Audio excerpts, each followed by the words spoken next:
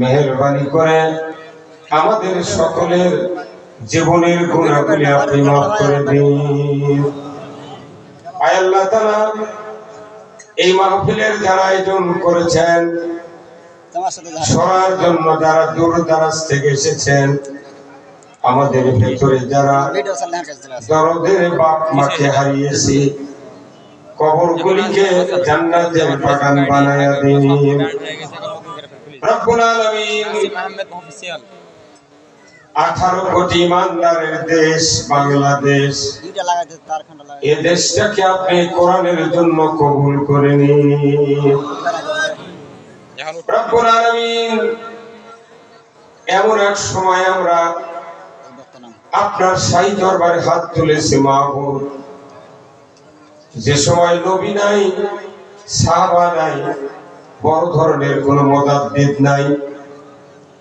আয় আল্লাহ, অসহায় বাংলাদেশের মুসলমান, আপনি তো সে আল্লাহ, ফেরাউনের আক্রোশ থেকে মূসা আলাইহিস সালামকে আপনি দরিয়া পার করে দিয়েছিলেন। আপনি তো সে আল্লাহ, নমরুদের অগ্নিকুণ্ড থেকে ইব্রাহিম আলাইহিস সালামকে 40 দিন পর অক্ষত অবস্থায় বাঁচিয়ে দিয়েছেন। আপনি তো সেই মাবুদ,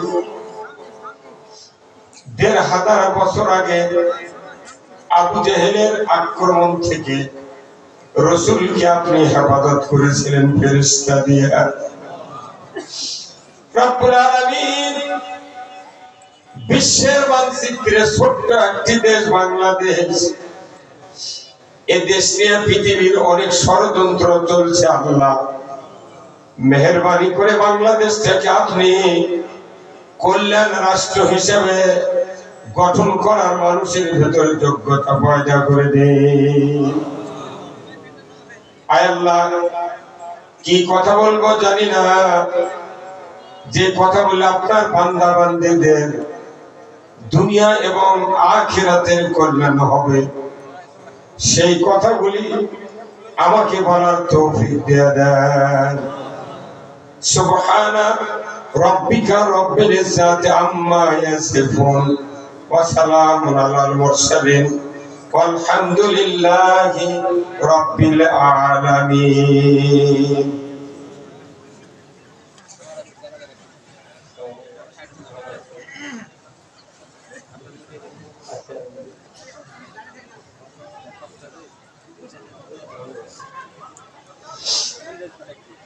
আলহামদুলিল্লাহ, সমস্ত প্রশংসা মহান রব্বুল আলামিনের জন্য, যিনি আমাদেরকে ইসলামী সমাজ কল্যাণ পরিষদ আমন্ত এলাকা কর্তৃক আয়োজিত ৪র্থ বার্ষিকী এক বিরাট তাফসীরুল কোরআন ও দোয়া মাহফিলে হাজির হয়ে ইসলাম, কোরআন, দ্বীন, মানুষের চলার পথ, দুনিয়ার মুক্তি, আখিরাতের মুক্তি, এই সকল বিষয়ে আল্লাহর তরফ থেকে যে কথা এসেছে, রাসূলের আদর্শ থেকে যা আমরা শুনেছি পেয়েছি, এর থেকে কিছু কিছু কথা বলা, জানা, শোনার যে মনিব সুযোগ করে দিচ্ছেন, সেই মনিবের দরবারে শুকরিয়া আদায় করছি। সবাই পড়ছি আলহামদুলিল্লাহ। আরো জোরে সোরে পড়ি আলহামদুলিল্লাহ। লাখো কোটি দরুদ ও সালাম বিশ্ব মানবতার মুক্তির দিশারি জনাবে মুহাম্মদ রাসূলুল্লাহ সাল্লাল্লাহু আলাইহি সাল্লামের উপরে নাযিল হোক, যিনি হলেন তাম পৃথিবীর শ্রেষ্ঠ পিতা, শ্রেষ্ঠ স্বামী, শ্রেষ্ঠ বাবা, শ্রেষ্ঠ নানা। তিনি তাম পৃথিবীর একজন শ্রেষ্ঠ রাজনীতিবিদ। শুধু কি তাই, তিনি পৃথিবীর একজন শ্রেষ্ঠ ইমাম। তার আরেকটি গুণ, তাম পৃথিবীর একজন একমাত্র সফল একজন রাষ্ট্রনায়ক হলো, ঠিক কিনা? সেই রাসূলের প্রতি আমরা দরুদ পড়ি সাল্লাল্লাহু আলাইহি ওয়াসাল্লাম। আজকের এই তাফসীরুল কোরআন মাহফিলের সম্মানিত সভাপতি জনাব doctor Mohammad Abdul Latif, BA honours, MA double, PhD, managing director Jazira diagnostic centre, Rajshahi. Allah ভাইজানকে চিকিৎসার জগতে এবং সমাজ জীবনে আল্লাহর দ্বীনের পথ অনুসরণ করার তৌফিক দান করুন, বলুন আমিন। আজকে মাহফিলের সম্মানিত প্রধান অতিথি জনাব আলহাজ আবু বকর চৌধুরী, পরানপুর সাবেক সভাপতি, আমন্ত হাই স্কুল মাঠ। আল্লাহ আজকের এই সম্মানিত প্রধান অতিথিকে দ্বীন এবং ইসলাম অনুযায়ী চলার তৌফিক দান করুন। আজকের মাহফিলের সম্মানিত প্রধান বক্তা, বিশিষ্ট আলিমে দ্বীন, আন্তর্জাতিক খ্যাতি সম্পন্ন মুফাসসিরে কোরআন, বাংলাদেশের এক নতুন জগৎ পরিবর্তনের জন্য যাকে কুষ্টিয়ার জমিনে এমপি হিসেবে নমিনি দেওয়া হয়েছে, একদিকে বক্তা, আর একদিকে তাফসীরকারক, আর একদিকে সংসদের নেতা, এই প্রত্যেকটি কাজ যোগ্যতার সহিত আমল করার জন্য তাকে আল্লাহ যোগ্যতা দান করুন, বলুন আমিন। তিনি হলেন হাফেজ মাওলানা মুফতি আমির হামজা, কুষ্টিয়া। এরপরে সহ সভাপতি অনেকগুলি, আল্লাহ সকলকে দ্বীনের জন্য কবুল করুন, বলুন আমিন। বিশেষ অতিথি বৃন্দ অনেকগুলি, আল্লাহ সকলকে ইসলামের পক্ষে থাকার তৌফিক দান করুন, বলুন আমিন। মঞ্চে বসা সুধী বৃন্দ, সামনে বসা মুরব্বিনে কেরাম, যুবক ভাইরা, হাজী সাহেবগণ, বিভিন্ন মসজিদের ইমাম, মুয়াজ্জিন, মুক্তাদি সহ বিভিন্ন রাজনৈতিক দলের নেতৃবৃন্দ, যুবক ভাইরা, প্রাইমারি, মাদ্রাসা, হাই স্কুল, কলেজ, বিশ্ববিদ্যালয়ের শিক্ষক মহোদয়গণ, ছাত্র ভাইরা, পর্দার অন্তরালে হাজারো মা বোনেরা, সাংবাদিক ভাইরা, এই পত্নীতলা উপজেলার সম্মানিত প্রশাসনিক কর্মচারী, কর্মকর্তা বৃন্দ, ইন্তেজামিয়া কমিটি বর্গ সহ সর্বস্তরের ইমানদার মুসলমান ভাইরা, সবার প্রতি আমার আরেকবার সালাম, আসসালামু আলাইকুম ওয়া রাহমাতুল্লাহি ওয়া বারাকাতুহু। কেমন আছেন আপনারা? আছি ভাই, আলহামদুলিল্লাহ। ভাই মাইক আলা কোথায় গেল? আমি যখন শুরু করলাম তখন তো খালি আছিল, একটু কমায় একটু ফলেন দাও তো।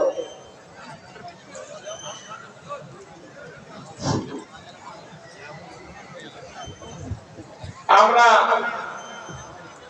বসেছি কিছু কোরআন শোনার জন্য, কথা ঠিক কিনা?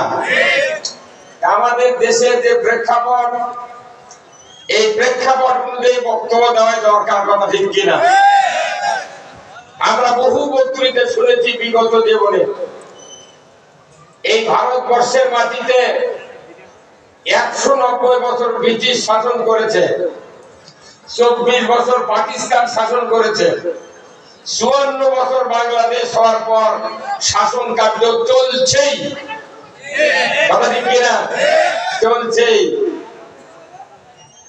বাংলাদেশে 17 জন প্রধানমন্ত্রী, একজন তত্ত্বাবধায়ক সরকার, আর একজন অন্তর্বর্তীকালীন সরকার। এরপরে 24 বছর পাকিস্তান শোষণ করলো, তাও বাংলাদেশ বাংলাদেশের খাওয়া এখনো শেষ হয়নি, কি তাই না? আমরা যে কোরআন থেকে মাহফিল করি, বক্তৃতা দিই, বক্তৃতার ভেতরে আল্লাহ, রসুল, আখেরাত, দুনিয়া, সমাজ, নামাজ, অনাচার, অবিচার, দুঃশাসন, সঠিক শাসন, এইগুলি নিয়ে যদি বক্তব্য দেওয়া না হয়, জাতির কিয়ামত পর্যন্ত কল্যাণ হবে না। আমরা গত 16-17 বছর আমরা বক্তব্য দিয়েছি। বক্তব্য অ্যারেঞ্জমেন্ট করার আগে অনুমতির চিন্তা করা লাগতো। যারা দুর্বল পার্টি তারা অনুমতি পায়নি, তারা বলে যে আমরা ডিসির কাছে যেতেও পারবো না, সভাও করবো না, কথা ঠিক কিনা? কিন্তু এইবার কি এমন হচ্ছে? অনুমতি নেওয়া লাগে না। তাহলে সরকার যদি ন্যায় কাজের বাধা না দেয়, মানুষ উন্মুক্ত ভাবে ভালো কাজ করতে পারবে। একটা দ্বার উন্মোচন হয়েছে ছাত্র জনতার জীবনের বিনিময়ে, রক্তের বিনিময়ে, কথা ঠিক কিনা? আল্লাহ যেন তাদেরকে জান্নাতের মেহমান বানায় নেন, বলেন আমিন। আমি আপনাদেরকে যে কথা বলবো সেটা হলো মানব সৃষ্টির আগের কথা। আল্লাহ তাআলা ফেরেশতাদেরকে ডাক দিয়া বললেন, ওয়াইদি ক্বালা রাব্বুকা লিল মালাইকাতি ইন্নী জাইলুন ফিল আরদি খলিফা। কার কথা? ফেরেশতা তখন ছিল, জিন ছিল, কিন্তু আমরা খলিফার কেউই ছিলাম না। আদম আলাইহিস সালামও তখনও নাই।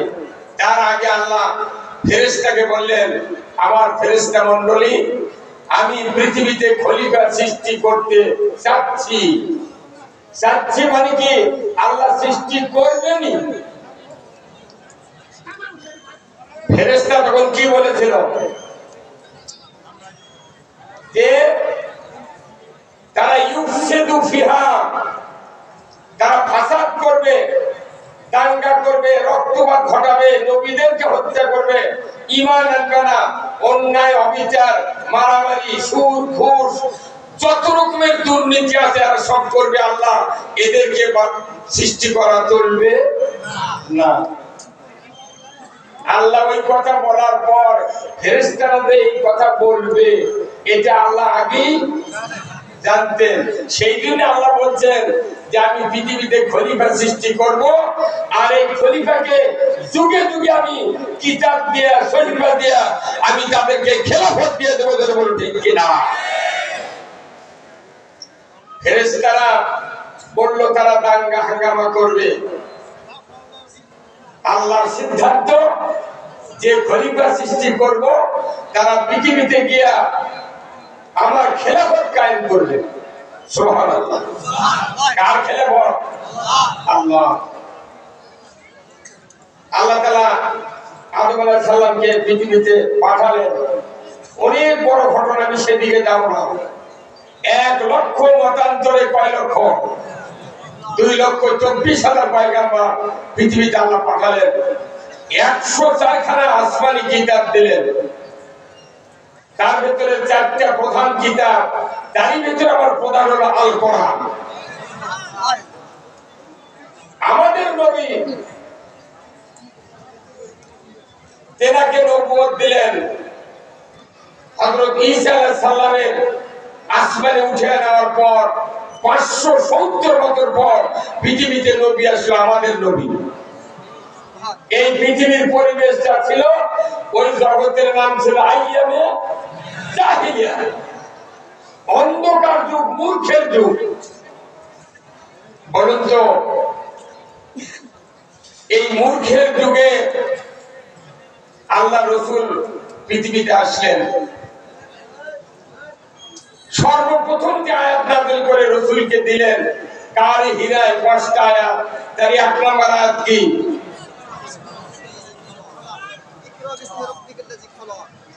ইকরা বিইসমি রাব্বিকাল্লাযী খলাক। এই কোরআনের ভিতরে অনেক আয়াত আছে, কয়েক হাজার কয়েকশো আয়াত আছে। এর ভিতরে নামাজ, রোজা, হজ, জিকির, আজকার, কুরবানি, ফরজ, ওয়াজিব, মাদ্রাসা, মসজিদ, ইবাদত, বন্দেগী, হজ, উমরা সব কথা আছে। কিন্তু সর্বপ্রথম আল্লাহ বললেন ইকরা বিইসমি রাব্বিকাল্লাযী খলাক। মুহাম্মদ, আপনি সৃষ্টিকর্তা রবের নামে পড়ুন। পড়া হলো মানুষের জন্য একটা ইবাদত। যেরকম সুবহানাল্লাহ। এতগুলা বক্তব্য আল্লাহ পরে পরে পাঠালেন, কিন্তু প্রথম কেন পড়ার কথা বললেন? এর কারণ হলো আল্লাহ জানেন এই জাতিকে জ্ঞানবান যদি করতে চায় পড়ার বিকল্প রাস্তা নাই। এই জন্য আল্লাহ শিক্ষা ডিপার্টমেন্টের উপর আয়াত নাযিল করলেন ইকরা বিইসমি রাব্বিকাল্লাযী খলাক। আমাদের দেশে প্রাইমারি থেকে ভার্সিটি পর্যন্ত শিক্ষা প্রতিষ্ঠান আছে, মক্তব থেকে দাওরা হাদিস, দাখিল আওয়াম থেকে কামিল পর্যন্ত আছে, কিন্তু শিক্ষা ডিপার্টমেন্টে আল্লাহ রাসূলের কোরআন এবং হাদিসের কোনো সিলেবাস নাই। মানুষের ডিগ্রি অর্জন হচ্ছে, কিন্তু জাতির মান উন্নয়ন হচ্ছে। তাহলে এই জাতিকে মান উন্নয়ন করার জন্য আল্লাহর পরিকল্পনা কি? ইকরা বিইসমি রাব্বিকাল্লাযী খলাক। বড় সৃষ্টিকর্তা রবের নামে। আমার দেশের মেম্বার, চেয়ারম্যান, এমপি, মন্ত্রী, এসপি, ডিসি, পুলিশ, নেতা, সাধারণ মানুষ যদি আমরা সবাই কোরআন পড়তাম, আমাদের দেশে কোনো অনাচার অবিচার হতো না। আমরা আজকে 40 বছর আগে পড়েছি প্রাইমারি, 50 বছর আগে পড়েছি প্রাইমারি। তখন আমরা শুনেছিলাম যে শিক্ষা জাতির শিক্ষা জাতির মেরুদণ্ড, কিন্তু এখন হচ্ছে শিক্ষা জাতির মৃত্যুদণ্ড। শিক্ষা জাতির কি? মৃত্যুদণ্ড। যে যত বেশি জ্ঞান অর্জন করবে তার তত মৃত্যু আগে ভাগে হবে। তার প্রমাণ সাইদি সাহেব 60 বছর কোরআনের খেদমত করলেন, সারা বিশ্বের শ্রেষ্ঠ কেবলা কাবা শরীফের ইমাম যার কপালে চুম্বন দিল, সেই মানুষও 13 বছর জেলখানায় রাখা, মরে না, আমৃত্যু ঘোষণা করলো, মরে না, কায়দা করে জেলের থেকে বের করে নিয়েছে, পয়জন ঢুকায় দেয়, হত্যা করা হয়েছে। কথা ঠিক কিনা? এই হত্যার বিচার বাংলাদেশে হবে। এই বিচার বাংলাদেশে হোক। কারা কারা যান দুহাত দিলে আল্লাহকে দেখা।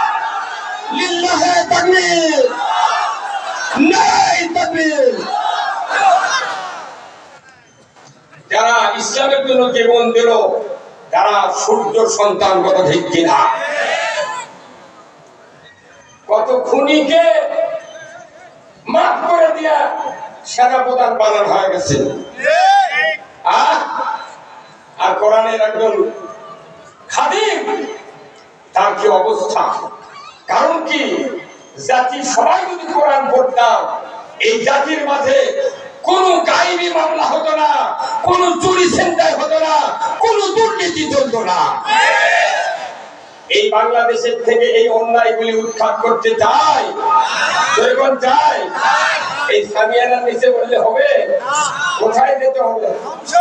হ্যাঁ, বক্তৃত হবে বাংলাদেশকে পাল্টে দেওয়ার জন্য। ভাইরা আমার, 1 লক্ষ মতান্তরে 2,24,000 পয়গম্বর পৃথিবীতে আসলেন। এক এক নবীকে সহিফা দিয়া, কিতাব দিয়া খেলাফত দিলেন। আমার আপনার নবীকে কোরআন নাজিল করে করে আস্তে আস্তে খেলাফতের দায়িত্ব দিয়ে দিলেন। আল্লাহর নবীকে বলা হলো, জিবরাইল যাও, আমার হাবিবকে আমি খেলাফত দেব, তাড়াতাড়ি করে জমিনে তাকে খেলাফত দিয়ে আসো। আমি কোরআনের আয়াত দিয়া আমার নবীকে খেলাফত দিয়ে দেব। সৃষ্টি করলেন খলিফা, কিতাব দিয়ে দিলেন খেলাফত। জনগণ ঠিক কিনা? ভাইরা আমার, আল্লাহ তাআলা কোরআনুল কারিমে বললেন, ওয়াল্লাযী আরসালা রাসূলাহু বিল হুদা ওয়া দীনিল হক লিইয়ুযহিরাহু আলাদ-দীনি কুল্লিহি ওয়ালাউ কারিহাল মুশরিকুন। রাসূলকে আয়াত দিয়ে খেলাফত দিলেন। জোরে বল সুবহানাল্লাহ। যখন খেলাফত দিলেন, সেই মানুষগুলা আরবি ডিগ্রি হলো খলিফা। কথা ঠিক কিনা? আমি আপনাদেরকে জিজ্ঞাসা করতে চাই, এই পৃথিবীতে যত নবী আল্লাহ পাঠিয়েছিলেন, সমস্ত নবীর ভিতরে কোন নবীর চারজন খলিফা ছিলেন? নাম বলেন তো সেই নবীর। একজনও বলতে পারলেন না আমাদের নবী, আমাদের নবী কিংবা আমার নবী। মানে নবীর নাম বলতে কত টাইম লাগলো, তার সাথে তাকে আপন করে নিলে বলা লাগতো আমাদের নবী। কথা ঠিক কিনা? সেই চারজন খলিফার নাম কি কি?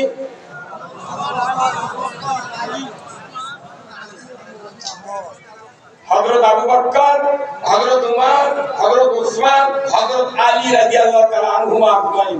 কয়জন? আচ্ছা, এনারা কি পীরের খলিফা? এই কথা বলবে না। এনারা কি পীরের খলিফা? যে খলিফা কেন জানলেন আপনি?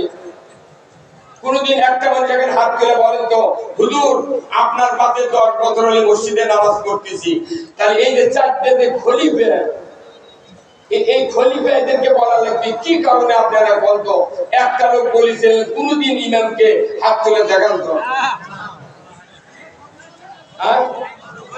মানে ওটা বেনতি নাই। খলিফার লাইনে কথা বলবেন লাগলে তুই উম্মত গন্ডগোল।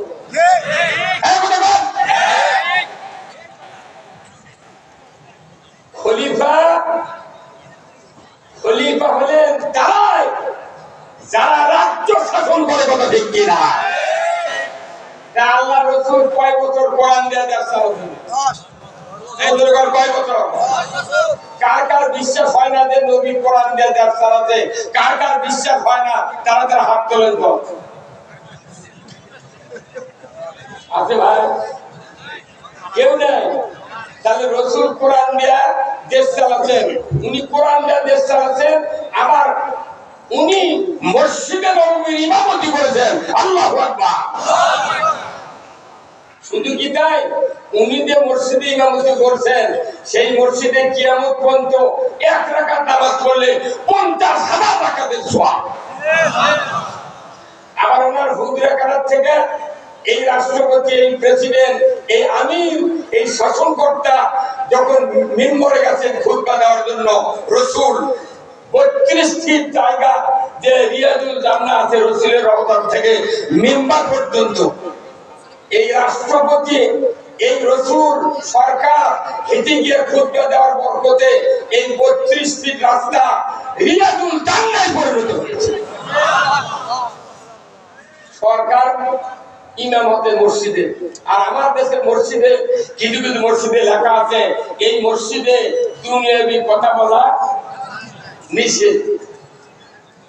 কতখানি আল্লাহ রাসূল বিরোধী কথা এটা। কোরআন দিয়ে রাসূলুল্লাহ 10 বছর শাসন করলেন, ওনাকে নবী করলেন আল্লাহ, ওনাকে খলিফা বানালেন, কিতাব দিয়া খেলাফত দিলেন, উনি রাষ্ট্র শাসন করেছেন 10টি বছর ধরে। ঠিক কিনা?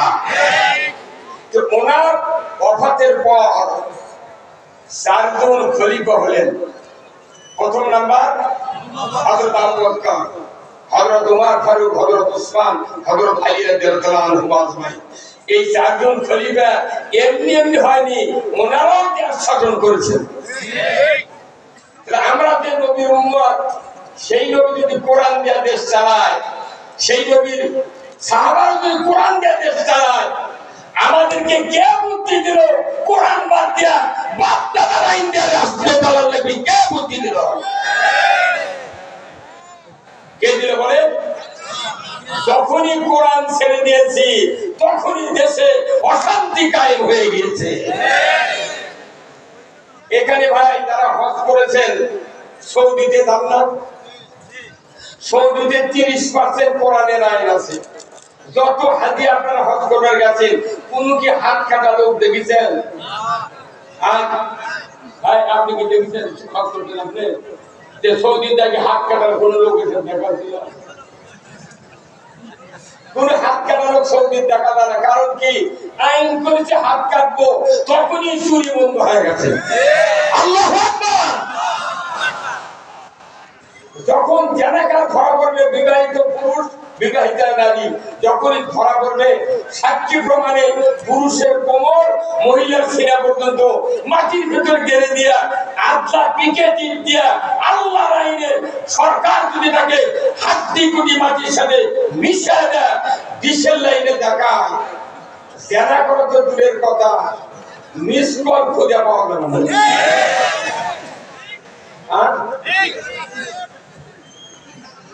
সারা রাত বক্তৃতা করে যায়, আল্লাহ রাসূলের বিরুদ্ধে কথা বলে, আন্দোলন করে, চেষ্টা করে। আমি সব কথা আপনাদেরকে বলবো, আপনারা কি শুনতে রাজি আছেন? ভাইরা আমার, আল্লাহ রাব্বুল আলামিন আল্লাহ রাসূলকে দায়িত্ব দিলেন, আমি সেই সত্তা, তিনি তার রাসূলকে দুনিয়ায় পাঠিয়ে দিলাম সত্য দিন দেয়া, জীবন ব্যবস্থা ইসলাম দেয়া। আপনি পৃথিবীর জমিনে গিয়া মানুষের তৈরি করা আইন কানুন আছে, মানব রচিত যতগুলি নিয়ম নীতি আছে, এইগুলিকে উৎখাত করে দিয়া একমাত্র আমি আল্লাহ, আমার রাজত্ব আপনি কায়েম করবেন, আমার আইন আপনি কায়েম করবেন। এতে করে মুশরিকদের কলিজায় যতই জ্বালা যন্ত্রণা হোক না কেন, আপনি রাসূল পরোয়া করবেন না। কার কথা? আল্লাহ রাসূল 23 বছর নবুয়তের জীবনে এই কাজ কি করেন নাই? জোরে বলেন, করেন নাই? আমরা কার উম্মত? বলেন কার উম্মত? আচ্ছা, নবীর সুন্নাত মানা ব্যাপার মনে এই দেখেন যতগুলো মানুষ আছে সবার মাথার টুপি, আলহামদুলিল্লাহ। তাহলে টুপি দেওয়া কি সুন্নাত? সবাই জোরে বলেন কি সুন্নাত? দাড়ি রাখা সুন্নাত। গতকালকে যে জুমার দিন গেছে, তার আগের জুমাতে যদি আপনাকে মসজিদের ইমাম টুপি দিয়ে দাড়ি দিয়ে নামাজ পড়েছেন, কিন্তু গতকালকে জুমার নামাজে যদি ওই ইমামই মাথার টুপি বাড়িতে রাখে, দাড়ি যদি বিলেট দিয়ে কামে ওই মেহরাবের ওখানে যদি দাঁড়াতো, যে দলেরই লোক থাক মসজিদের ভেতরে সবাই একজোট হয়ে ইমামকে বলতাম, বাড়াও, বাড়াও। তার মানে কি? তুমি দাড়ি কামাচ্ছ কে, টুপি মাথার দাও নি? দাড়ি রাখা কি টুপি দেওয়া? যে সুন্নাত যখন একটা ইমাম মাথার থেকে ঠোঁট খুলে ফেলে দেয়, দাড়ি যখন কানে ফেলে দেয়, তখন বোঝা যায় যে না, মানুষ নবীর প্রেম আছে।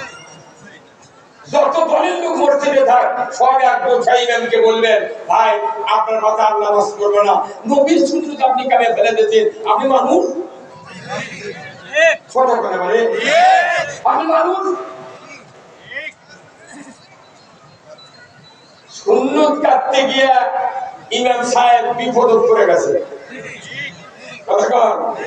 এখন শোনেন, আমরা যে ফরজ তরক করছি, শুনবেন শুনবেন, এখানে আমাদের আজ সবাই ইমানদার, বলে সুবহানাল্লাহ। ইমানদাররা প্রথম চান্সেই আমরা আল্লাহর একটা শর্ত ভঙ্গ করে কালিমা করে মুন্সি হয়ে গেছি। মৌলবি, ইমাম, বক্তা, নেতা, ছাত্র, শিক্ষক, হাফেজ, হুজুর আল্লাহর একটা শর্ত না মানে আমরা ঈমান এনেছি, বলুন ঠিক কিনা? সেই শর্তটার কথা আমি এক্ষুনি বলবো। তেলাওয়াত করলে বুঝতে পারবেন যে আমাদের দ্বারা কি হচ্ছে। ভাই আমার, আল্লাহ রাব্বুল আলামিন কোরআনুল কারীমে বলছেন, ফামাই ইয়াকফুরু বিত-তাগুত ওয়া ইউমিন বিল্লাহ, ফামাই ইয়াকফুরু বিত-তাগুত, আগে তাগুতকে অস্বীকার করো, তুমি বলো আল্লাহু আকবার। তাগুতকে অস্বীকার করো, তারপরে তোমরা ঈমান আনো। কার কথা? এমনি এমনি কারবা করতে বলেনি আল্লাহ। বলছেন আগে তাগুতকে অস্বীকার করো। তাগুত কি? তাগুত হলো যারা নিজেরাই মানুষ হয়ে আইন তৈরি করে দেশ চালায়, দেশের মানুষের শাসন করে, এই শক্তিকে তাগুতি শক্তি বলে। ফেরাউন ছিল কি শক্তি? নমরুদ, হামান, আবু জাহেল, এইগুলির থেকে তারা ঈমান এনেছিলেন। সাথে সাথে ফেরাউনকে প্রত্যাখ্যান করেছে, নমরুদকে প্রত্যাখ্যান করেছে, আবু জাহেলকে প্রত্যাখ্যান করে বদরের যুদ্ধে 1000 কাফেরের বিরুদ্ধে 313 জন সাহাবা যুদ্ধে নেমেছিলেন। আল্লাহ তাগুতকে অস্বীকার করার কারণে 5000 ফেরেশতা দিয়া বদরের ময়দানে সাহায্য করেছে। তাগুতকে অস্বীকার করলে আল্লাহর সাহায্য পাওয়া যায়। তাগুতকে অস্বীকার না করলে ঈমান পরিপূর্ণ হয় না। আমরা দাড়ি কামাতি ইমামের উপর রাগ করি, টুপি খুললে রাগ করি, আর আল্লাহ বলছেন ঈমানদার তুমি আগে তাগুতকে অস্বীকার করো, তারপরে কালেমা পড়ো। কিন্তু আমরা তাগুতকে বাদ দিতে পেরেছি? 54 বছর ধরে বাংলাদেশে মানব রচিত আইন চলতেছে, তার ভিতরে হজ, উমরা, কুরবানি, তারাবি, হাফেজের হেফজগিরি, মাদ্রাসা, মসজিদ, ইতিকাফ, তাহাজ্জুদ, নফল সব কিছু হচ্ছে। কিন্তু তাগুত আমার মাথায়, আমার কলিজায়, আমার আমলে, আমার আখলাকে আমার আল্লাহ বলেছেন ফামাই ইয়াকফুর বিত-তাগুত ওয়া ইউমিন বিল্লাহ, তাগুতকে প্রত্যাখ্যান করা ফরজ, তাগুতকে বাদ দিয়ে তোমরা ঈমান আনো। কিন্তু আমরা তাগুতকে বাদ দিতে পারতেছি? তাগুতকে বাদ দেওয়া যখন দাওয়াত দেওয়া হয় তখন একদল বলে ভাই আপনারা প্রকাশ্যে কাজ করেন, আমরা ভেতরে ভেতরে আছি। হুজুরা হুজুরা আসেন না, বসেন না, তাই থাকে আপনি কি টেস্ট করছেন?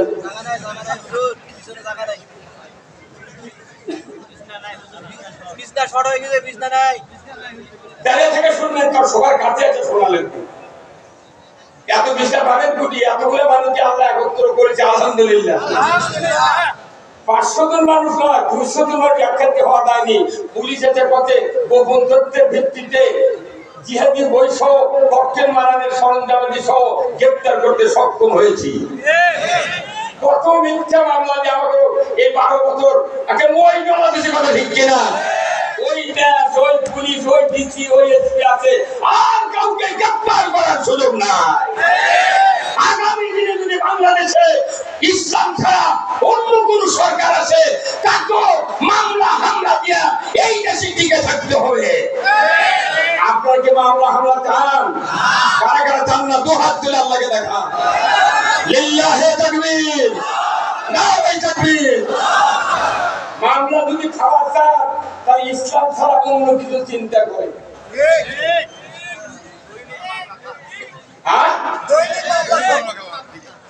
বাংলাদেশের মামলা হতে দেওয়া হবে না, কোন মামলা হবে না। শুরু হয়ে গেছে 5টা বিশ্ববিদ্যালয়ে ইসলামপন্থীরা বিপুল ভোটে পাস করেছে। এই বাংলাদেশের সোনার সূর্য উদিত হচ্ছে।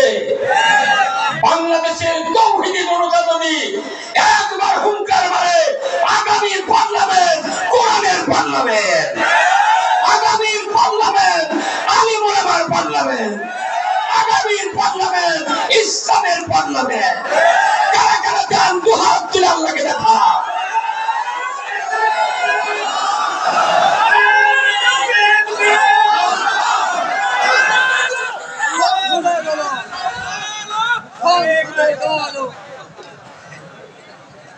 আমার ভাইরা, আমরা নফল ফরজ ওয়াজিব সুন্নাত কুরবানি ইতিকাফ হজ উমরা বহু বক্তৃতা শুনেছি, আর ওই বক্তৃতার পরে শুনবো এইবার রাষ্ট্র সংস্কার করব। এই সবাই একবারে ঠিক বলেন না কেন? এখনো শুনতে আছে? এই কোরআন হলো সংবিধান। এই কোরআন কি সংবিধান? এই কোরআন হলো জীবন ব্যবস্থা। Islam is the complete code of life. মানবতার জন্য ব্যক্তি, পরিবার, সমাজ, রাষ্ট্র, অফিস, আদালত, কোর্ট কাছারি, অর্থনীতি, সমাজনীতি, রাজনীতি, জীবনের সকল ক্ষেত্রে যা প্রয়োজন এই বিধির নাম হলো ইসলাম। আমার দেশে ইসলাম বিজয় না হওয়ার কারণে একটু ইবাদত আল্লাহর দরবারে কবুল হচ্ছে না। সব কথা আমি বলবো, যদি প্রধান বক্তা এসে যায় তাহলে আর বলা যাবে না। আপনাকে বেদার হচ্ছেন ভাই? বেদার হচ্ছেন? আমি স্লো গতিতে কথা বলবো।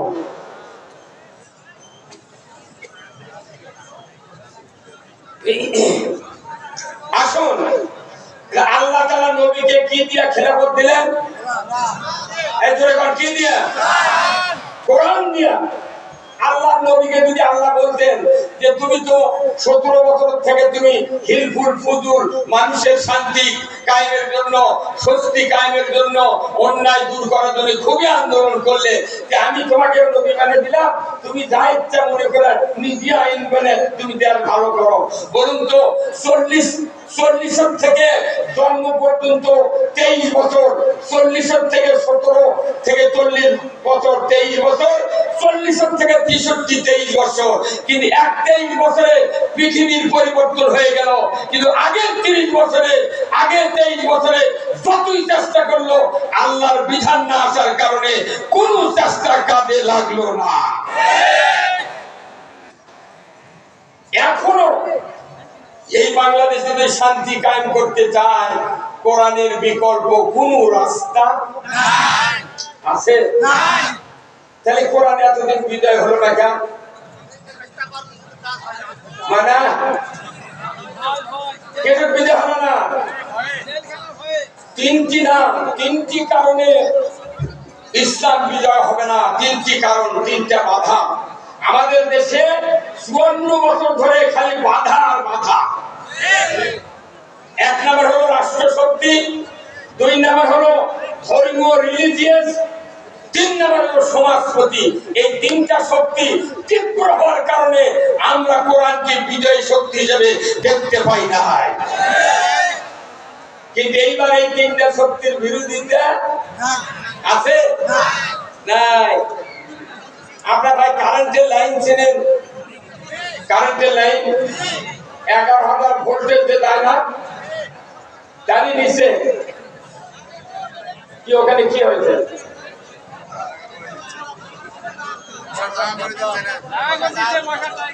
এই ভাই একটু চাপে আসেন, ভাই চাপে আসেন রে।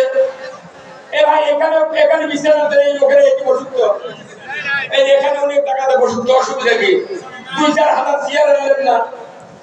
এখন মানুষের তার ভয় নাই যে রাস্তার মধ্যে ধরে নিয়ে যাবি, সেই জন্য মানুষের বেশি হচ্ছে। এইবার দরজা খোলা, আল্লাহু আকবার। কে দিয়েছেন খুলে?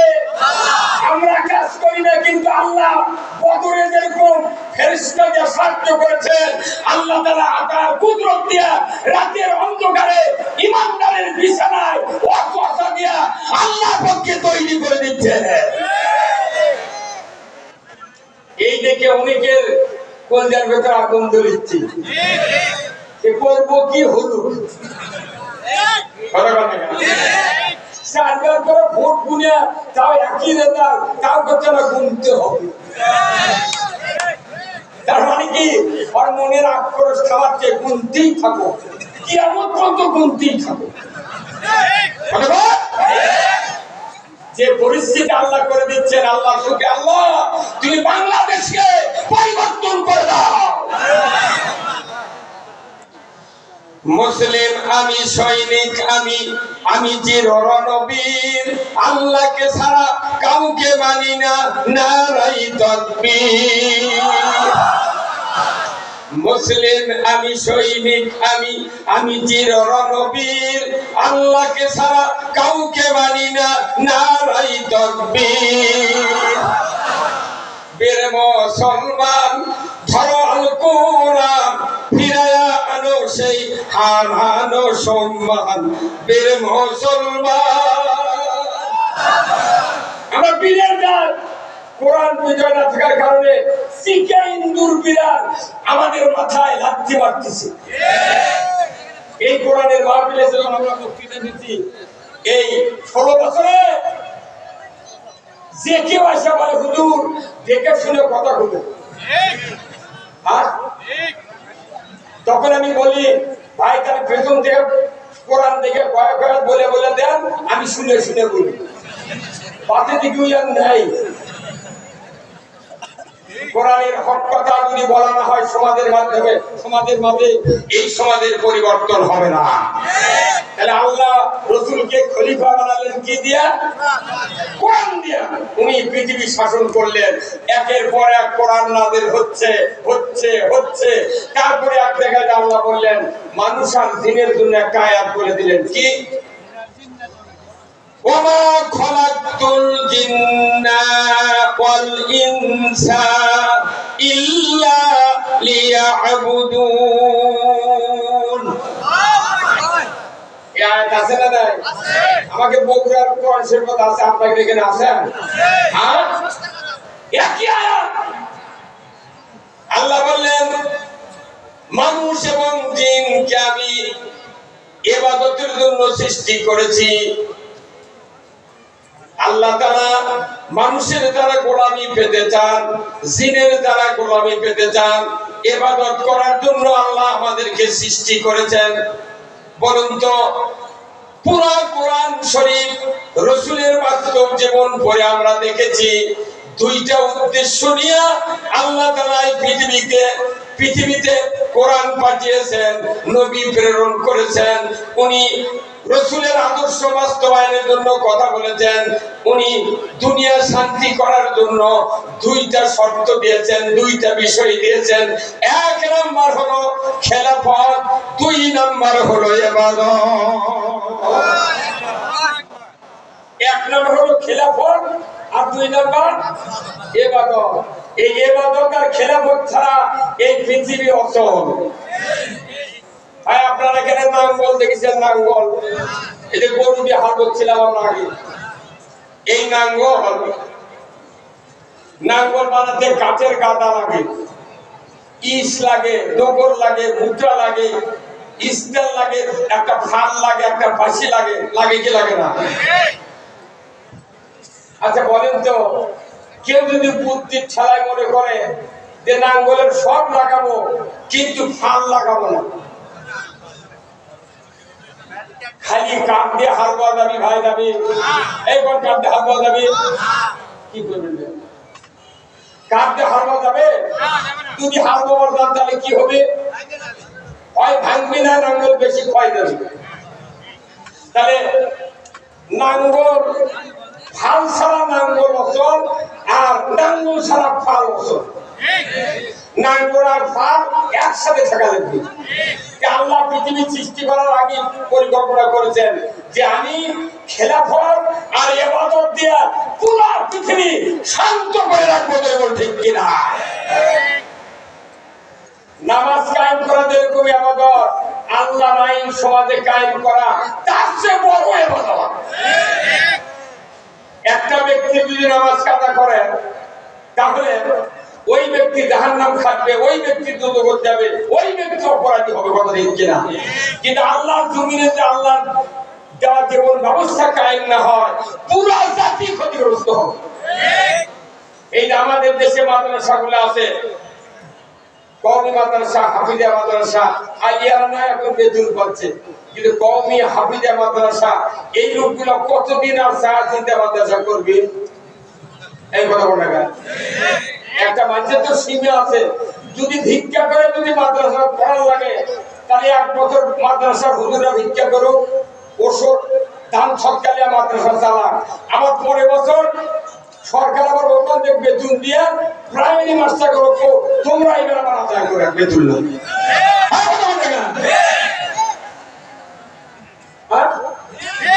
যারা মাদ্রাসার ছেলে পড়ায়, যারা মাদ্রাসার চাকরি করে, হাফিজা মাদ্রাসা, এদের বাড়ির সুদে ট্যাক্স দেওয়া লাগে, এদের চৌকিদারি ট্যাক্স, বাড়ির খাজনা, এদের জমির খাজনা, রাস্তার ট্যাক্স, এরা সব কিছু দেয়।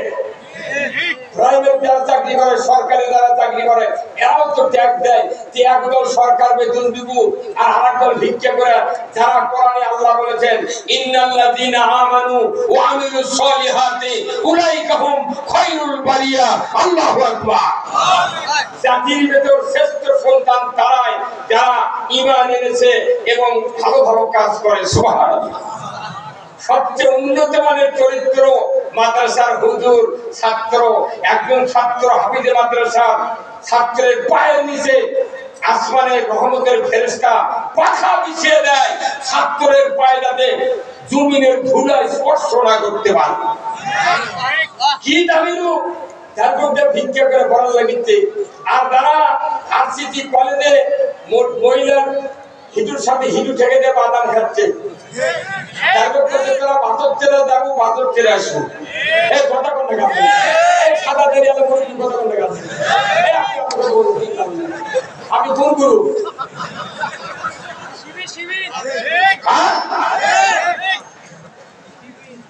যদি বেতন দেওয়া লাগে সবাইকে বেতন দিতে হবে। যদি এই মাদ্রাসার হুজুরা স্ট্রাইক করে, এই যে কয়েকদিন আগে শিক্ষকের আন্দোলন করলো ঢাকা যায়, মাদ্রাসার ছাত্র শিক্ষক নিয়ে আমরা যে আন্দোলন করি যে মসজিদের ইমাম মুয়াজ্জিন, মাদ্রাসার শিক্ষক ছাত্র ময়দানে নামো, আমাদের মাদ্রাসার বেতন সরকারকে দিতে হবে, মসজিদের বেতন দিতে হবে। যদি না দাও পুরা জাতির কাছে মসজিদে আমরা মেরামতি করব না, মারা গেলে জানাজাও করব না।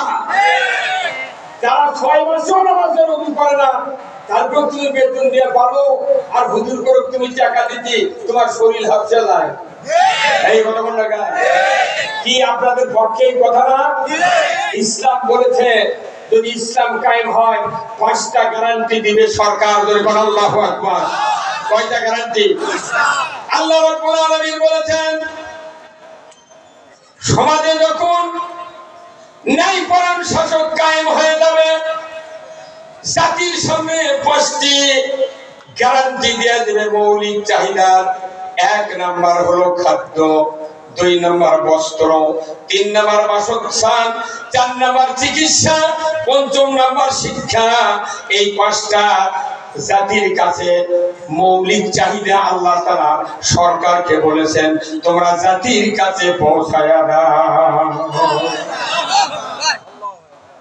জাতির কাছে যে টাকা পৌঁছে দেওয়ার কথা ছিল ওই টাকা জাতির কাছে মিথ্যা কথা বলছি যে আমাদের দেশ গরিব, আমরা দরিদ্র মানুষ, টাকা কোথায় পাবো?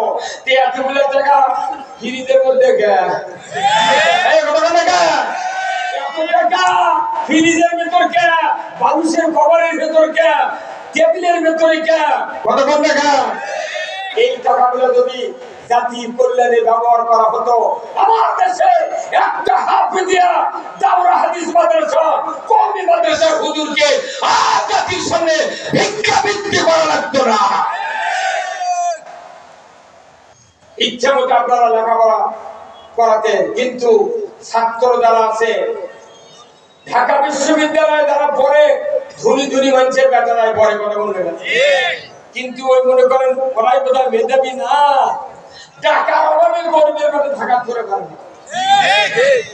এমনও গরিবের ছেলে আছে আমাদের ওই পল্লীর ভেতরে, ধনী মানুষের বেতা 7 বার করে পড়াবি, টাকা অভাবে দিতে পারবে না। আল্লাহ বলেছেন তোমাকে জাতির শিক্ষার গ্যারান্টি দিতে হবে। 1 টাকার বই কেনা যাবে না, 1 টাকার বেতন দিতে হবে না।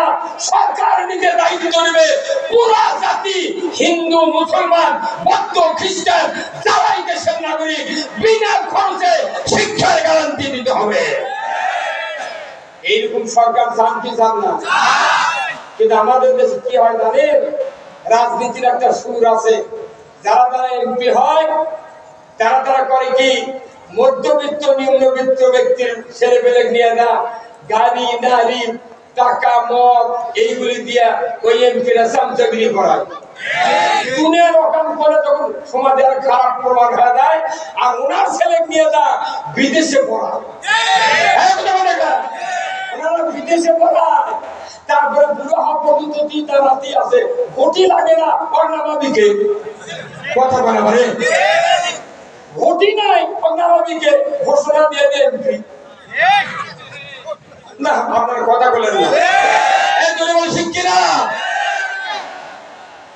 এখন যখন বুড়ো হয়ে গেছে আর সরকার অনুমতি দিবে না তখন ওই ছেলে ওখান থেকে নিয়ে এসে ওনার পোস্টে আবার দাঁড়িয়ে দিয়ে রাজনীতি শিখে দেয় বাবা আমি যে আদর্শ লালন পালন করছি এতদিন তুমিও ওই আদর্শে লালন পালন করবে তার মানে কি বাপের পোস্টে যদি বেতা দাঁড়ায় বাপ যতই দুর্নীতি করুক বেতা কিন্তু গুনে বলবি এই কথা বলবে না ও বলবি খালি করে আমার আব্বা খুব ভালো লোক ছিলেন ভালো ছিল মাথা ফাটাবি মরে যায় এই কথা বলবে না যে আওয়াজ শুনে পরে মুসলমান ভয় কাঁপিত কাফির বেঈমান দুইকার মারহাবা এটাও সে হুঙ্কার কররে দুর্বার পাপে দুনিয়া ভেঙে কররে জোরমার বীর মুসলমান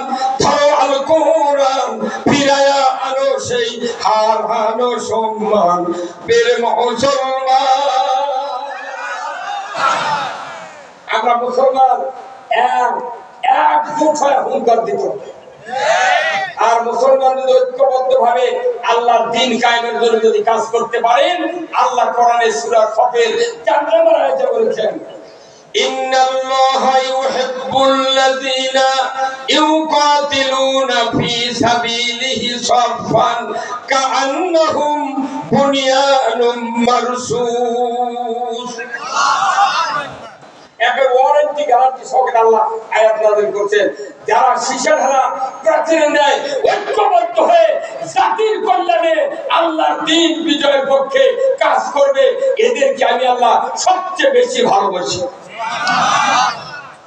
যখন জাতি ঐক্যবদ্ধ হবে তখন যুদ্ধ করা লাগবে না এমনি ওরা রাস্তা ধরবি যাই কোন দিক আপনারা জানেন না তবুকের যুদ্ধে 3000 রাসূলের সৈন্য আর 30,000 রোমান সৈন্য কয়েক দিন যুদ্ধ হচ্ছে রেজাল্ট আসে না রাসূল বললেন আমার সাহাবীরা তোমরা পায়খানা অল্প ফলাবে আর চুলা বেশি তৈরি করবে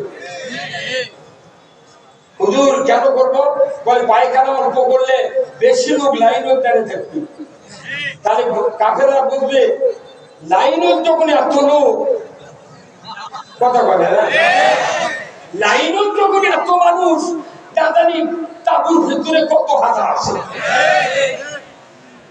চুলা ফালাতে বেশি করে একজনের জন্য এক চুলো তাহলে 3000 মানুষের যদি 2500 চুলা ফালায় তাহলে ওই এলাকা একবারে ইটার ফাটার মতো ধোঁয়া বাড়াচ্ছে ওরা দেখে বলছে বাপরে আজকে মানে এত ধোঁয়া আজ মেসাকার করবে ফজরের নামাজের পর রাসূল সাহাবাদেরকে বলছেন আমার সাহাবীরা সকালবেলা তোমরা সব কাজ বাদ দেবে দিয়ে সবাই মেসওয়াক ভাঙিয়ে খালি মেসওয়াক করবে সকালে 1.5 ঘন্টা মেসাক করতে সাহাবীরা রাসূলের কথা অনুযায়ী যখন মেসাক করছে তখন রোমান সৈন্যের রাষ্ট্রদূত এসে দেখে যে আজকে সব সাহাবী দাঁত ধার দিচ্ছে কথা বলে কি করতে দেন দাঁত ধার দিচ্ছে ওরা তো জানে না মেসাক করা কি হবে ওরা 6 মাসে একদিন লোক দেয় না দাঁত কিন্তু রাসূল বলছেন তোমরা মেসওয়াক করা কি সুন্নতের আমল করতে বলছেন রাসূল আর ওরা ভাবিছে দাঁত ধার দিচ্ছে সেনাপতিটা কমান্ডার কাছে যে ভাই আর বুদ্ধি নাই এতদিন তো অস্ত্র নিয়ে যুদ্ধ হলো আর যে ভাব দেখলাম তার যে কান্দে আমাকে শেষ করছে কে করে দাঁত ধার দিচ্ছে আল্লাহু আকবার খালি জাতি ঐক্যবদ্ধ হলে পৃথিবীর এমন কোন শক্তি নাই ইসলামকে পরাজিত করতে পারে। আপনারা কি ঐক্যবদ্ধ হওয়ার জন্য রাজি আছেন? রাজি আছেন? আগামী দিনে যদি আমরা ঐক্যবদ্ধ হতে না পারি, যে সুযোগ আল্লাহ বাংলাদেশে দিয়েছেন 200 বছর এই সুযোগ আর পাবেন না, আর পাবেন না। ভাইরা আমার, আল্লাহ রাব্বুল আলামিন কোরআনুল কারীম নাযিল করেছেন, রাসূলকে পাঠিয়েছেন। উদ্দেশ্য হলো দুইটি। এক নাম্বার হলো খেলাফত, দুই নাম্বার হলো ইবাদত। এই খেলাফত, মানুষ যখন আল্লাহর খেলাফত যখন উঠায় দিয়েছে, তখন মানুষের ঘরে ঘরে অশান্তি নাযিল হয়ে গেছে। আল্লাহর খেলাফত নাই, খেলাফত হচ্ছে মানুষের। খেলাফত কিসের? আল্লাহর খেলাফত আছে?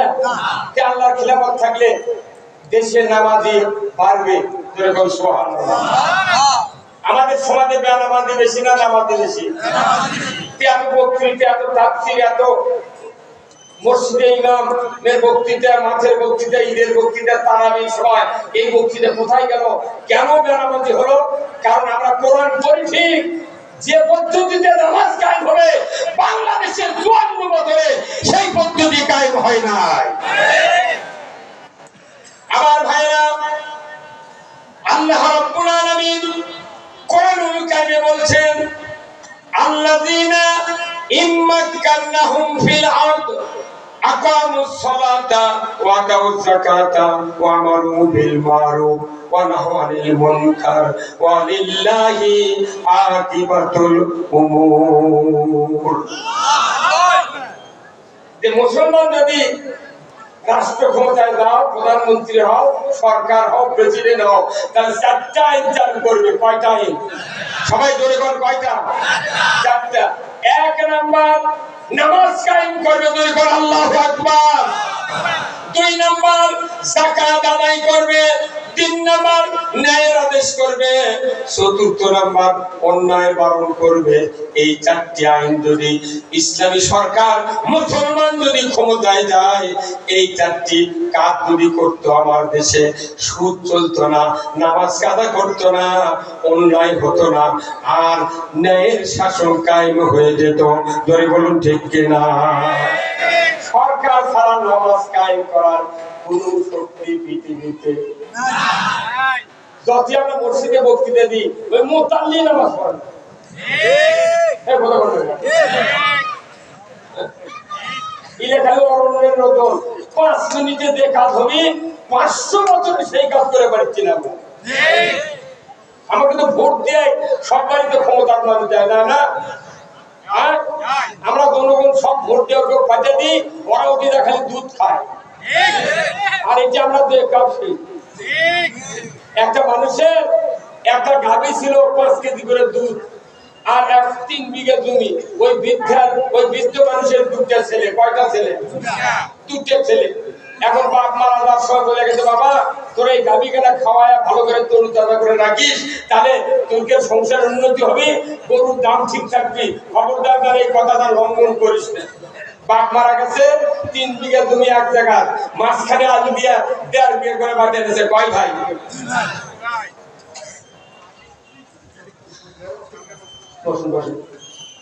কয় ভাই? কয় বিঘা করে জমি নিয়েছে? 1.5 বিঘা। আর যে গাভীটা ছিল, বড় ভাই একটু চালাক, ছোট ভাই একটু অবত্যাই, বুঝছেন? বলেছে, ভাই যেহেতু তুমি বাটে নিলাম, তাহলে গরুটাও বাটে হোক। তোর গরু বাটবো কিভাবে? তোর একটা দড়ি এনে গরু নাকের মাথার থেকে নেজের গোড়া পর্যন্ত দড়ি দিয়ে মাপতেছে, দিয়ে ওকে ডবল করছে, নাকের মাথার থেকে ধরিছে ডবল ভাগ, দেখে পিঠে একটা মাঝখানে। তখন করছে, ভাই এই পেছন ধাক্কা আমার, আর এইখানে তোমার। ভাই বুঝতে পারছেন? এখানে টাকা না ওই যাই চালাক টাই গেছে কোন মুরা পেছন দিকটা, আর অবদত্তটা সামনের দিক। আর পাশে, ভাই গরু না খাওয়ালে কোনো গরু বাজার যাবি, দাম কমবি, দুধ হবে না। ওই অবদ পাগল খালি কাপের মধ্যে নামিচ্ছে, ঘাস কেটে খিলাচ্ছে, আর আছে ওই বিকাল করে 5 কেজি দুধ বেচে আর খায়। একটাও দুধ ওই ছোট ভাই দেয় না। এখন পায়ে যখন ঘা হয়ে গেছে, তখন স্ত্রী, প্রত্যেকটা অশিক্ষিত অবধ স্বামীর স্ত্রী কোন চালাক হয় না। রাত্রে করছে যে নইমের বাপ, যে তুমি তো ঘাস কেটে কেটে মরে তোমার পায়ের অবস্থা দেখি তো কি হয়ে গেছে, তুমি যেরকম জমি বাঁচালেছো এইভাবে তুমি গরুটা কাটিয়া বাঁচে নাও। কাল সকালে ভাই কবে ভাই আমার কাল এই ছুরি দিয়া গরু কাটিয়া বাঁচে দাও, আমি ঘাস খিলাবো, পেছন দিয়ে গোবর বানাবি, ও রোদে শুকিয়া চালা বিক্রি করে আমি হাত বাবার করে খাবো, আর তুমি কতদিন দুধ খাবে খাইবে। এখন এই মূর্খ স্বামী যদি চালাক স্ত্রী যদি বুদ্ধি দেয়, ওই মরে যাবি, তাই বুদ্ধি রাস্তা থেকে সরবে না। সকালবেলা উঠে বড় ভাই কত ভাই আর আর আমি পারবো না, তুমি গরু বাঁধে দাও, আমি গরু খাওয়াবো, বিশুদ্ধ গোবর বানাবি, আমি চালাক বিক্রি দেবো বুঝলো। আর তোমার মনে তুমি দুধ সারাদিন দিয়ে খেয়ে আমার আপত্তি নেই। তখন ওই চালাক মনে করতে গেলে এই বুদ্ধি দিল কে? তখন বলেছে ভাই তোমার 1.5 কেজি করে দুধ আজ থেকে দেবো নি। এই কথা কয় কেজি করে? তখন ওই মূর্খ ভাই বলছে না আমি দুধ খাবো না, তুমি ছুরি দিয়ে কাটিয়ে দাও। আমরা এই জনগণ এতদিন যাবত ওই ভাগে গায়ে আসিল, আমরা খালি মুখে ঘুষি দিই খোল দিই, ওরা ঢাকা দিয়া খালি দুধ খায়। এইবার মাছ খাম দিয়া বাচ্চা দিছি, দুটা বেচা খাবো। কথা বুঝে পারছেন কথা? এখন না নিশা বাসর জনগণ যদি একবার ঘুষে ওঠে, পৃথিবীর এমন কোন শক্তি নাই সে দুনিয়ায় টিকতে পারে। আব্রাহার মতো বাচ্চাকে যে আল্লাহ আবাবিল দিয়ে ধ্বংস করেছেন, যে আল্লাহ ফেরাউনকে দরিয়ার ভিতর ডুবিয়ে মেরেছে, যে আল্লাহ জুতার পিটা করে নমরুদকে হত্যা করেছে, যে আল্লাহ বদরের প্রান্তরে প্রথম যুদ্ধে খেজুরের তালে আঘাতে আবু জেলকে ধরাশায়িত করেছে, সে আল্লাহ এখন আছে। এই ঘটনা আছে মানে খালি আপনাকে কাজে দেখি তোমরা একত্রবদ্ধ হওয়ার মতো। এখন আবার ছিঁড়ে ছিঁড়ে ইতিহাস আজকে প্রথম কাতারে থাকতে হবে আলেম ওলামা ইমামেরা, যারা নবীর ওয়ারিস, আর ওলামা ওয়ারাসাতুল আম্বিয়া, আলিমুন নবীর ওয়ারিস, নবী যে কাজ করেছেন আলেমদেরকে সেই কাজ করতে হবে। কিন্তু ব্রিটিশ সরকার থেকে এ পর্যন্ত আলেম ওলামার শিকার হয়েছে রাজনীতি করে না, তোমরা ওগুলা ঝামেলা দেয় না, রাজনীতি হলো ধুনি ধুনি মানুষের কাজ। রাজনীতি করে ধুনি ধুনি মারবে, তোমরা তো গরিবের রেলতে মরবে।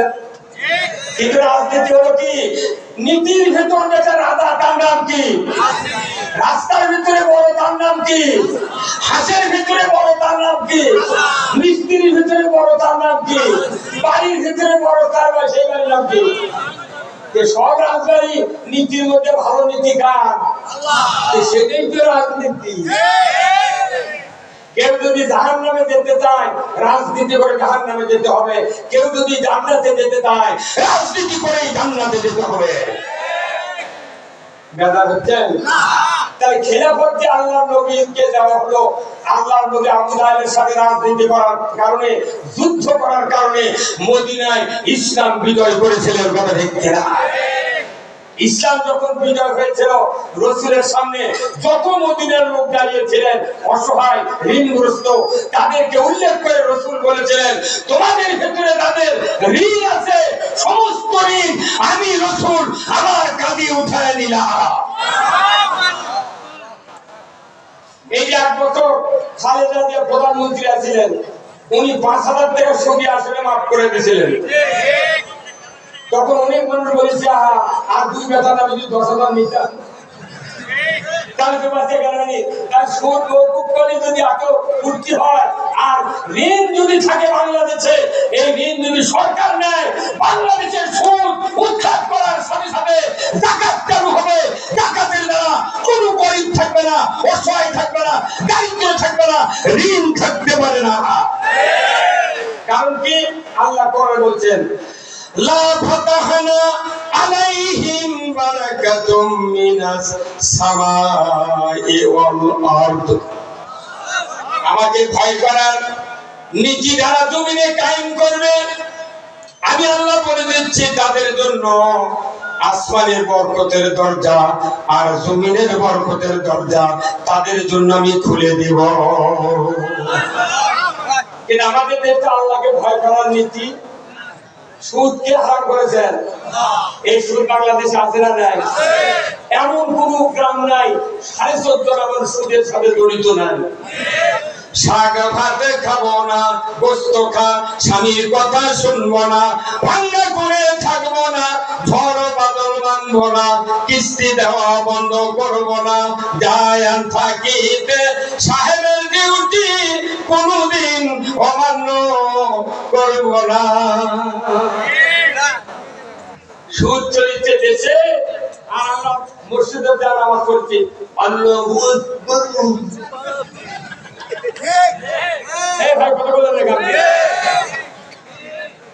সুদ হারামের কথা বলি মসজিদে কয় রাজনীতি হলো, চুরির হাত কাটার কথা বলি কয় মসজিদে কয় রাজনীতি হলো, পর্দা ফরমের কথা বলি কয় রাজনীতি হলো, জানা বন্ধের কথা বলি কয় রাজনীতি হলো, জাকাত চালু করতে হবে কয় রাজনীতি হলো।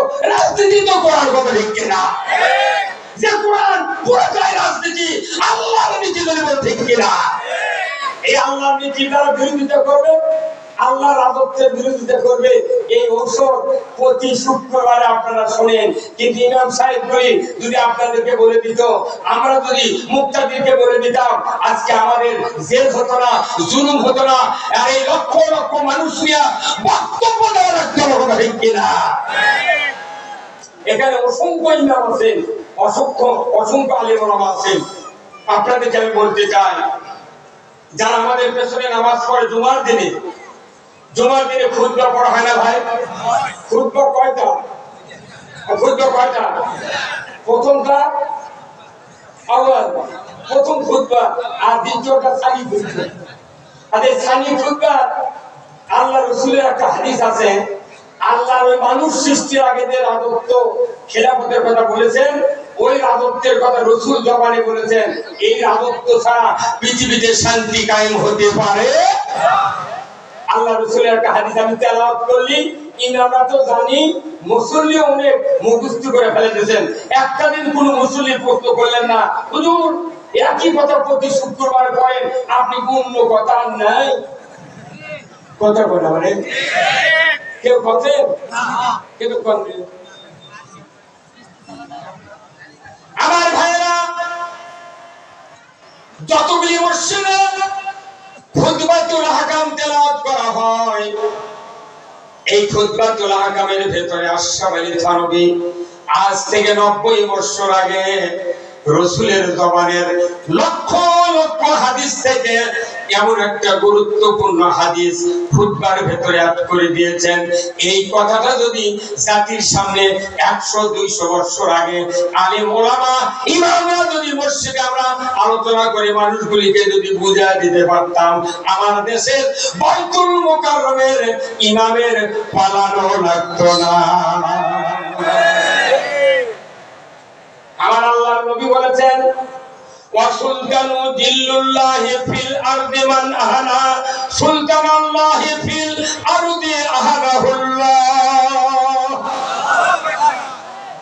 সুলতান যখন দুইবার পড়া হয়, তখন ওই গ্রামে যদি সুলতান নামে কোন যুবক থাকে, তাই মনে করে ডাকবা জুম্মাত আসে আমার স্বার্থ কে না, আমার নাম খুব কথা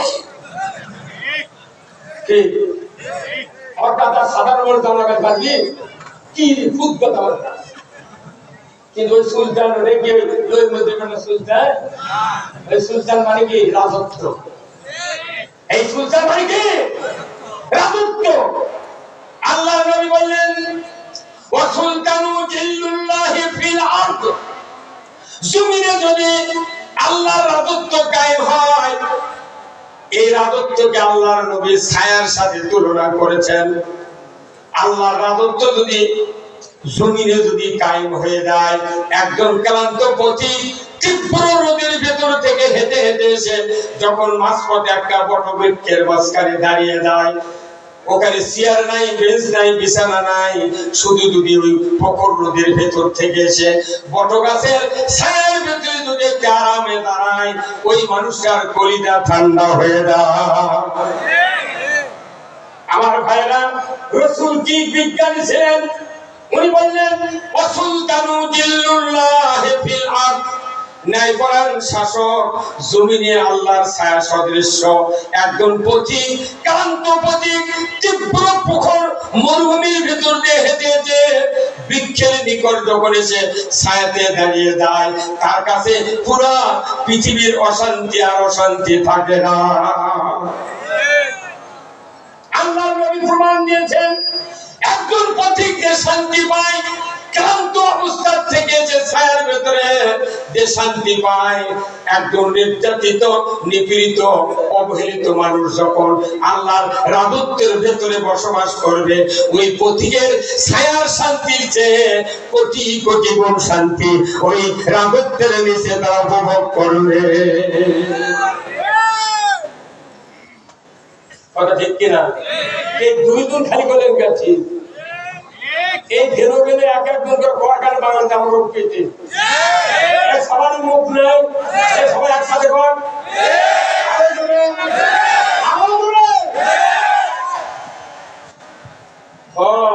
মরবির জামাতের লোক, মরবির রাজনীতিবিদেরা, আর আপনারা কোনটা খাবেন?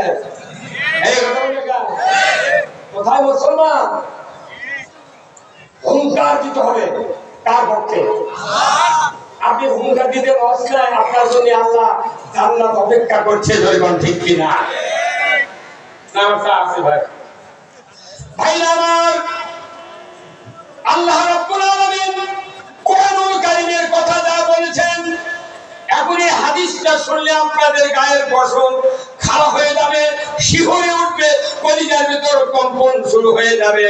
এই হাদিসের অর্থটা হলো ওয়াসুলতানু জিল্লুল্লাহি ফিল আরদ, জমিনে যদি ন্যায়পরায়ণ শাসক কায়েম হয়, আল্লাহর ছায়া সদৃশ্য এই রাজত্ব, আর এই রাজত্ব ওমান হানা সুলতানাল্লাহি ফিল আরদি হানাহুল্লাহ, কেউ যদি আল্লাহর এই ন্যায়পরায়ণ শাসক কায়েমের বিরোধিতা করে কিংবা শাসক কায়েম আছে অপমান করে, আমার নবী বলেছেন সে যেন স্বয়ং আল্লাহর বিরোধিতা করলো।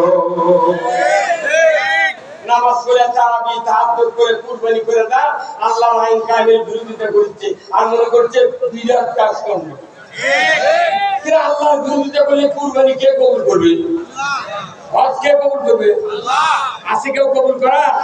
তাহলে এই কথা তো মসজিদের ইমাম ঠিক মতো বুঝে দিত, আজ এত মানুষের বক্তৃতা শোনা লাগলো, এত মামলা হলো, কিন্তু মসজিদে যে কথা বলবো আমরা, আমাকে বলারই সুযোগ দেয় না, চোখ গরম করে বোঝা থাকবে। কি করছি এখন চোখ গরম করবো? রাজত্ব কায়েম ছাড়া মানুষের দুনিয়ার শান্তি হবে না, রাজত্ব ছাড়া নামাজ কায়েম হবে না, রাজত্ব ছাড়া সুদ হারাম হবে না, রাজত্ব ছাড়া জেনা বন্ধ হবে না, রাজত্ব ছাড়া চুরি বন্ধ হবে না, রাজত্ব ছাড়া বিদ্যুতের বিলও কমবে না।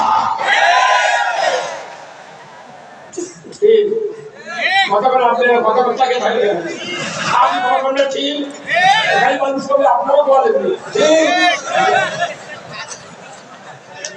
মঞ্চে লোক পারে, মঞ্চে লোক ভাবে ভাই সবরা ঠিক লোক কবিকে আমি কোনো কাম করবো না, খালি লোকের রান্না করতে যাবো অফিস সভা।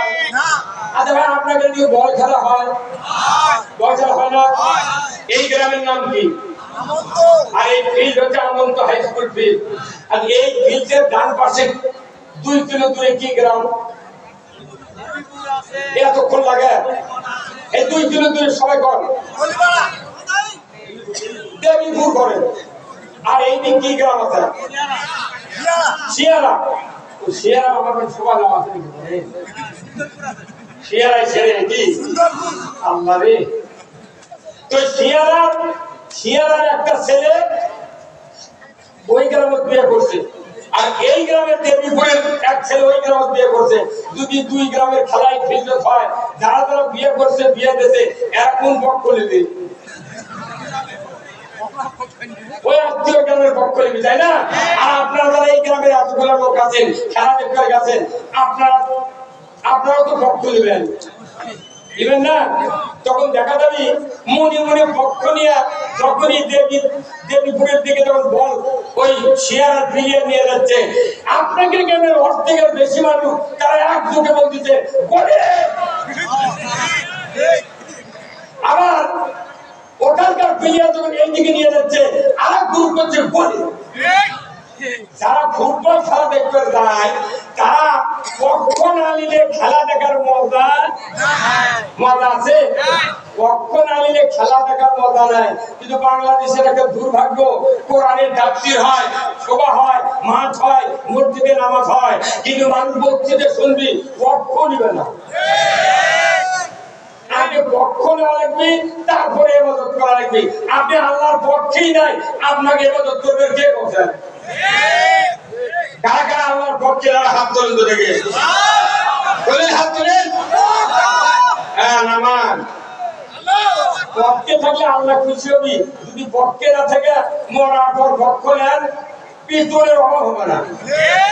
সারা জীবন কার দল করেছেন, কোনটি কি করেছেন তার ঠিক নাই, মরার পরে কবরের মধ্যে নামে দিয়ে করছে বিসমিল্লাহি ওয়া আলা মিল্লাতে। কেউ তো আবার বলে যে বাবা হুজুর আমি নামাজ রোজা করবো, কোনো ফল করবো না, এইরকম লোক আছে না? নাই? বহু লোক আছে নির্দলীয়, তারপর আমরা দল করবো না। তাহলে তোমার মৃত্যুর আগে ছেলে পেলে বলে দেওয়া লাগবে, মসজিদের ইমামত বলে দেওয়া লাগবে যে হুজুর আমি মারা গেলে কবরের মধ্যে জানি দোয়া করেন না, আপনি দোয়া করবেন বিসমিল্লাহি ওয়া আলা মিল্লাতে নির্দলীয়।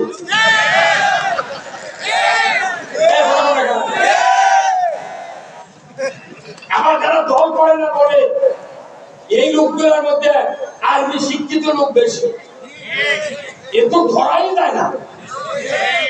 এখন আবার আমরা দল করবো, আরো মাদ্রাসা চালাই, এটা চালাই, এখন দল করলে ও ওরা খান দেবে না, এটা দেবে না, পাঁচশো কিনা কথা দিচ্ছি না।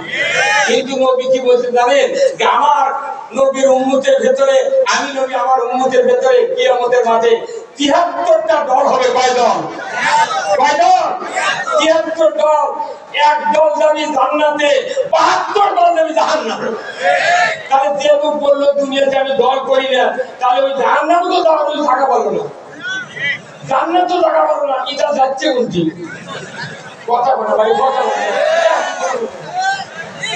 কোনটি যাচ্ছে? এই দল করলে যাও দুদুপত গেলনি, দল করলে যাও ওই জান্নাত গেলনি, আর প্রকাশ্যে কয় দল করিলে, তাহলে যাচ্ছে কোনটি? এটা আপনাদের শোনা লাগবে।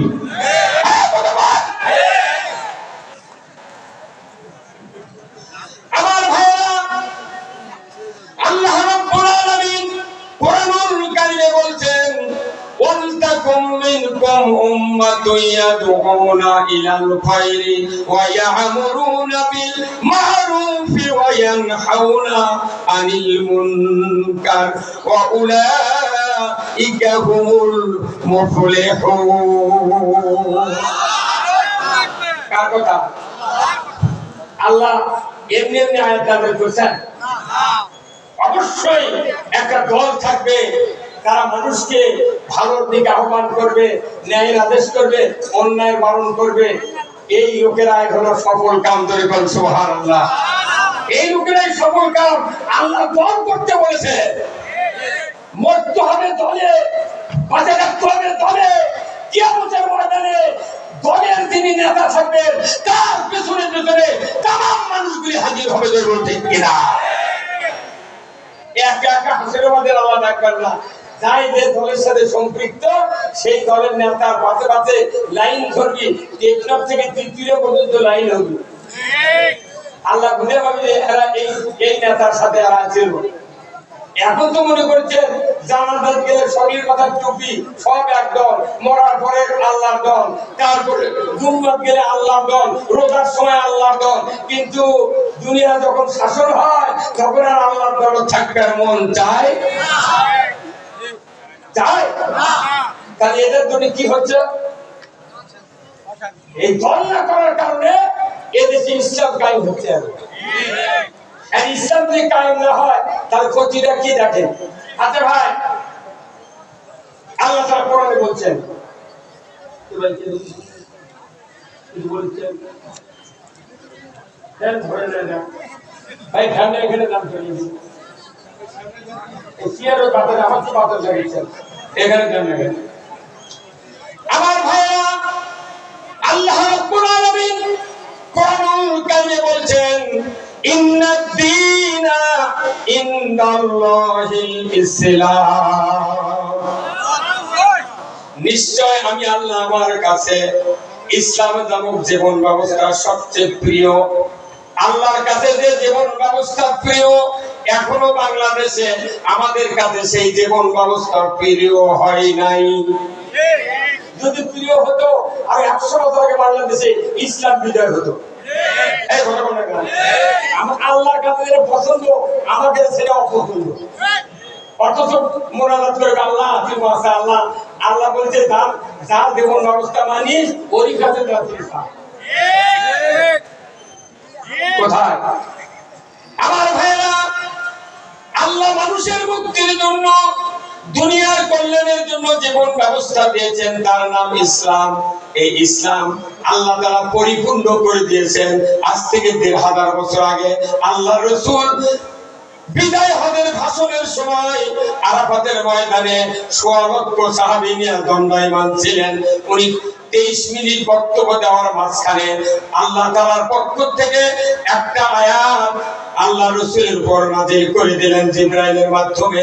জিবরাইল সালাম এসে বললেন, ইয়া রাসূলুল্লাহ, ইয়া হাবিবাল্লাহ, এই মাত্র আপনার কাছে আল্লাহর বক্তব্য নিয়ে এসেছি, বক্তব্যটা আপনাকে শোনায় দিতে চাই। আল্লাহর নবী বললেন, ভাই জিবরাইল, তাড়াতাড়ি করে শুনে দাও, আমি তো জনসভায় আছি, সমাবেশে আছি। আমার ভাইরা, জিবরাইল বললেন, আল-ইয়াউমা আকমালতু লাকুম দীনাকুম ওয়া আতমামতু আলাইকুম নি'মাতি ওয়া রাদিতু লাকুমুল ইসলাম দীনা। আমার আল্লাহ বললেন, আজ থেকে ইসলামকে তোমাদের জন্য পরিপূর্ণ করে দিলাম জীবন ব্যবস্থা হিসাবে।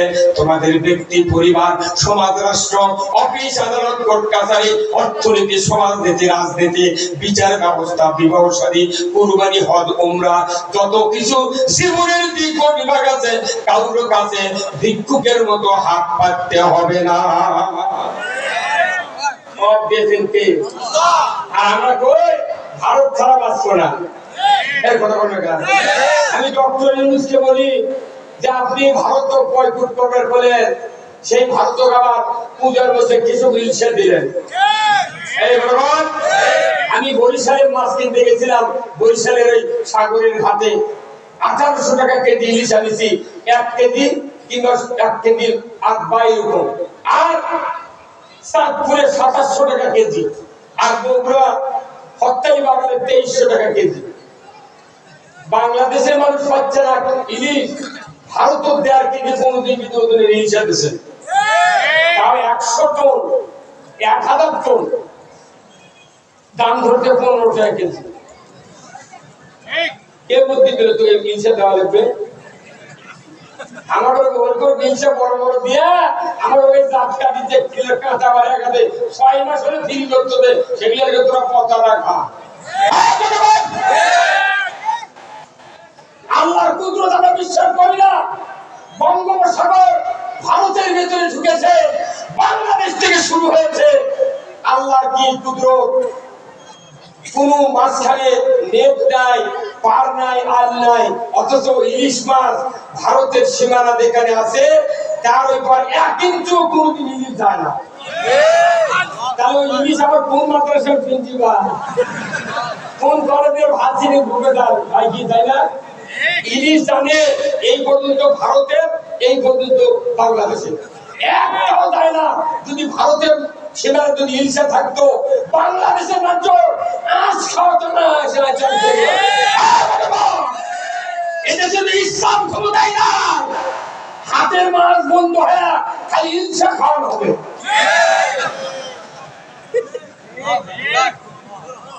তাও একসাথে বলেন না ঠিক? হ্যাঁ, আপনার যদি ধান হয়, আরে দাম কিরকম? হ্যাঁ, কীটনাশকের দাম কিরকম? এমএসটা টপ 1800। আমার আগে হচ্ছে 1600, এটি 1800, আর যখন থান কামড় আগুন লাগবে তখন তার 2000। এদেশে যে ইসলাম কায়েম হয়, আল্লাহর খেলাফতের কি সুযোগ সুবিধা জিন্দেগিতে আমরা দেখি নাই, কিন্তু কোরআনে আছে, রাসূলের বাস্তব জীবনে আছে। সবচেয়ে প্রথম জনগণকে তাদের ন্যায্য অধিকার ফিরিয়ে দিতে হবে। আমার দেশটা যদি ইসলাম বিজয় হয়, প্রথম সংস্কার হবে শিক্ষা ডিপার্টমেন্ট। এই 6 বছরের সন্তান যখন প্রাইমারিতে যাবে, আমপারা, কায়দা, সিবারা, কোরআন ভালোভাবে পড়ার মতো যোগ্যতা 5 পর্যন্ত তাকে তৈরি করা হবে। 6 এ উঠবে, তার চেয়ে একটু শক্তিশালী অঙ্ক দেওয়া হবে। সুদ খেলে কি অপরাধ, যাকাত দিলে কি সুবিধা, চুরি করলে কি ক্ষতি, আর চুরি না করলে কি লাভ, যাকাত দিলে কি লাভ, সুদ খেলে কি ক্ষতি, এইগুলির অঙ্ক দিয়া ইসলামের সিলেবাস দিয়া ক্লাস 10 পর্যন্ত পড়ানো হবে। তারপরে 2 বছর করবে ইন্টারমিডিয়েটে, তখন তার চেয়ে একটু উন্নত মানের রাষ্ট্রবিজ্ঞান, রাজনীতি, অর্থনীতি, যুদ্ধনীতি, পররাষ্ট্রনীতি শেখানো হবে। এরপরে 4 বছর অনার্সে পড়ানো হবে। তারা ইসলামের পরিপূর্ণ সিলেবাস 4 বছর পড়বে। 2 বছর মাস্টার ডিগ্রি পাস। এই 18 বছর পর একটা এমবিবিএস ডাক্তারকে যেরকম ইন্টারমিডিয়েট দেওয়ায় সরকার বেতন দিয়া, ইসলাম যদি বাংলাদেশে কায়েম হয়, একটা 18 বছরের এমএ পদের ছাত্রকে 1 বছর ইন্টার্নির মাধ্যমে তার যোগ্যতা এমন ভাবে বৃদ্ধি করা হবে, জিব্রাইলের যে উন্নত চরিত্র বার হবে। একটা ছাত্র 20 বছর হলে সুন্দর একটা চরিত্রবান মানুষ হবে। কিন্তু আজকে জাতির সামনে যে শিক্ষা ব্যবস্থা আছে, কয়েকদিন আগে ধোয়া তুলল সরকার যে প্রাইমারিতে গানের মাস্টার দেওয়া লাগবে। এত হাউস কে তোদের, গান সংসদে চললু কথা কথা বলে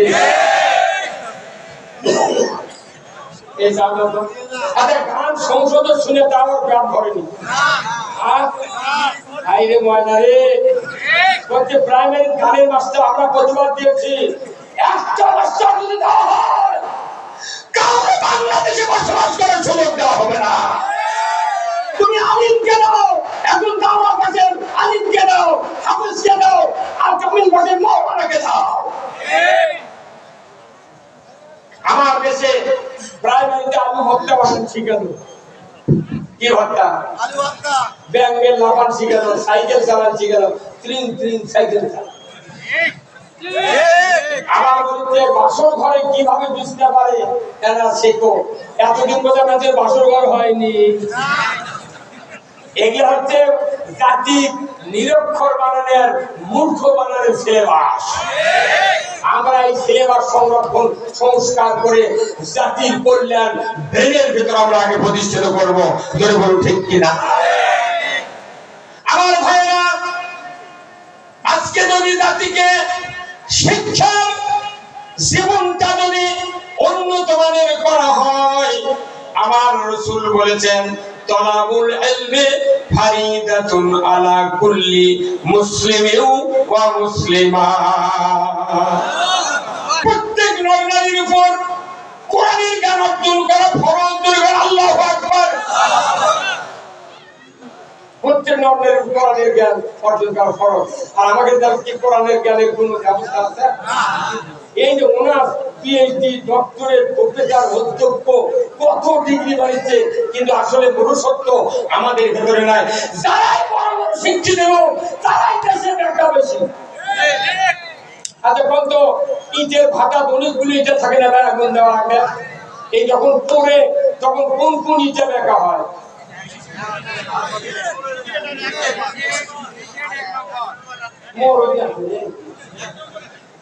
ক্রিকেট পড়ার চোটে বেকা হয়ে যায়, আর একের পড়া বেকা হয়ে যায়।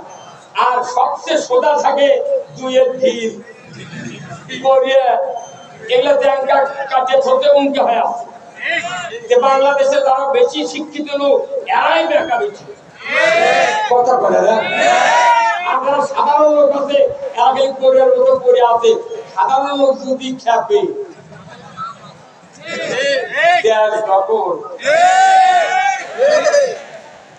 আমি দেখেছি আমার এই জীবনে আমার 47 বছর বক্তৃতার বয়স।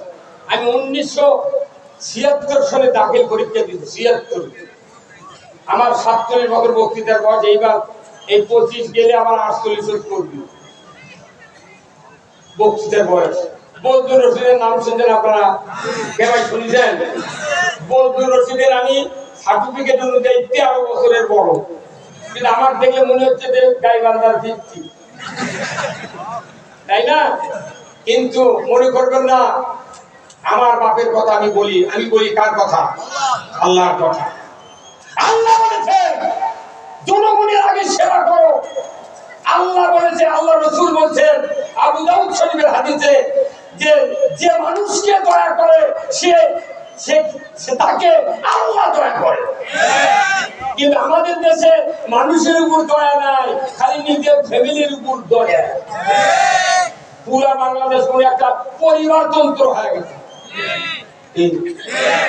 মানুষের উপর দয়ার জন্য ইসলাম পাঠাচ্ছেন কে? আল্লাহ। তাহলে সেই ইসলাম বাংলাদেশে বিজয় হোক আপনারা কি চান? কি চান? তাহলে প্রথম সংস্কার হবে কি দিবেন? শিক্ষা দিবেন। দ্বিতীয় সংস্কার হবে এই বিদ্যুৎ দিবেন। মানুষ তো ঋণ করে বিদ্যুতের বিল দিচ্ছে। ঢাকার ব্রিগেডিয়ার নজরুল ইসলাম এই পল্লী বিদ্যুতের ঢাকার পুরো ঢাকা জোনের দেয় নেতা, তার সামনে আমি বক্তৃতা করছি এই সিরাজগঞ্জ জেলা, ওনার বাড়ি সিরাজগঞ্জে। আমি বলছিলাম যে স্যার আপনারা তো বিরাট পোস্টে আছেন, যে আমরা আপনি মনে করেন একটা গরু কিনে হাল বলছেন, তাহলে হাল যে গরু বলছে এর জন্য কি কিনে দেওয়ার পরও কি গরুর মালিক ভাড়া দেওয়া লাগবে? ভাড়া দেবেন কে? আপনি কিনেছেন গরু, আপনি হাল বল জব করে খান। আমরা যে মিটার কিনে দিচ্ছি 1000 টাকা দিয়ে, প্রতি মাসে ভাড়া ধরছেন কেন? ভাড়া ধরবেন যদি মিটার কেনার পর ভাড়া ধরেন, তাহলে আমার টাকাতে আপনি ফুল পুঁতিতেন, ওই ফুলের 10 ফুট মাপে 10 ফুট কত করে দিবেন, এই ভাড়া আমাকে দিয়ে তারপরে বিল দিয়ে দেবেন। এই কথা কি? আবার আমাকে কি মনে করতেন ব্রিটিশের লোক আমরা কি মূর্খ যে 7 5 14 2 টাকা মাপ দে 12 টাকা? এই 7 5 14 কত? আমি শুনেছি কত? 2 টাকা মাপ দিতে। কার ক্ষতি হলো? আমাকে দেশের থেকে পল্লী বিদ্যুৎ কি হচ্ছে? 100 ইউনিটের এক দাম, 200 ইউনিটের আরেক দাম, 300 এর আরেক দাম, 400। লিল্লাহি তাকবীর, নারে তাকবীর, নারে তাকবীর। জনাব মাওলানা আমির হামজা সাহেবের আগমন, আমির হামজা সাহেবের আগমন, মুফতি সাহেবের আগমন, আনন্দবাসীর পক্ষ থেকে আনন্দবাসীর পক্ষ থেকে শুভেচ্ছা, আনন্দবাসীর পক্ষ থেকে শুভেচ্ছা।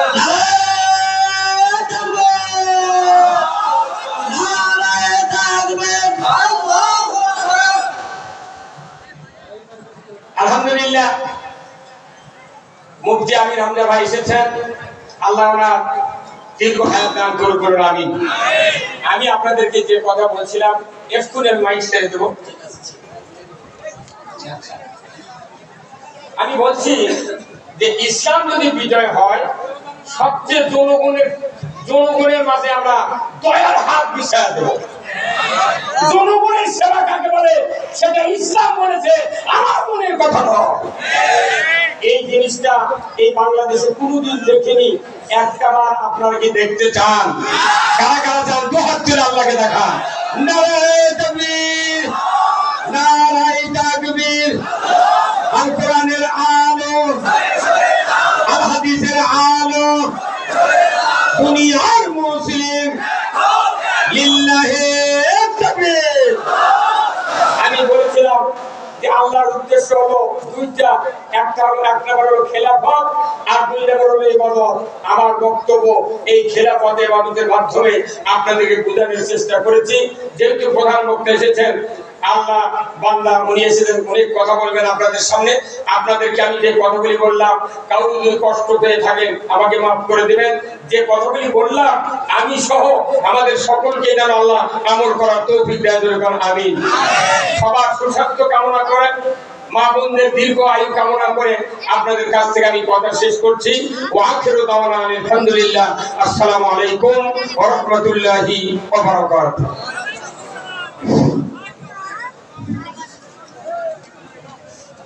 আসসালামু আলাইকুম ওয়া রাহমাতুল্লাহি ওয়া বারাকাতুহু। সম্মানিত উপস্থিতি, আপনাদের দৃষ্টি আকর্ষণ করব সামান্য সময়